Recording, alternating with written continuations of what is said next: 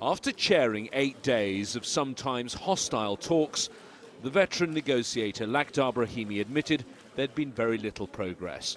No concrete agreement on any aspect of the political future of Syria or any humanitarian deal that could help the desperate plight of civilians in the country. What would you say to the Syrian people now about what has been achieved or not achieved?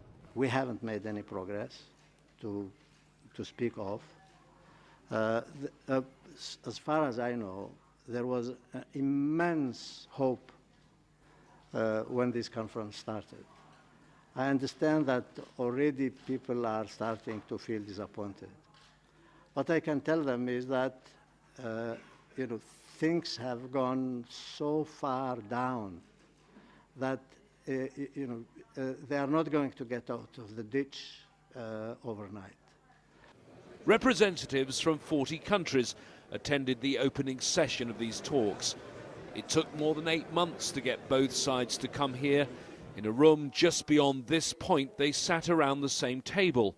Before these talks, the opposition didn't have high hopes of progress, but they now say they think it's worth coming back for a second round. Saving Syria really worth every second we spend here, even knowing that sometimes we are moving little or moving nowhere. But if we can get to this point in our next round, then probably that will help us a bit in finding the political authority that will have the will to bring peace and tranquility and justice to Syria. The government side said the opposition weren't representative, even questioning whether they were Syrians. And Syria's Deputy Prime Minister said a decision on whether his delegation would come back in 10 days' time would be made in Damascus. Who exactly will make that decision on whether you return, whether you take part in the second round? Because you have the most high-level delegation here, yourself and all of the people flanking you. One is left to assume that the decision is going to be made by President Assad. What is strange in this? He will make the final decision. He and the government, and he will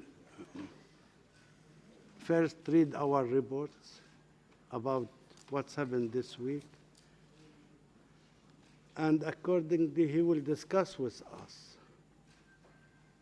the government also, and then the decision will be taken. The next round of these talks are due to start on February the 10th, and as things stand, the Assad government has not committed to being here.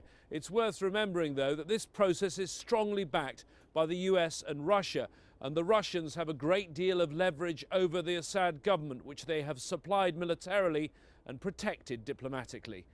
James Bays, Al Jazeera, Geneva.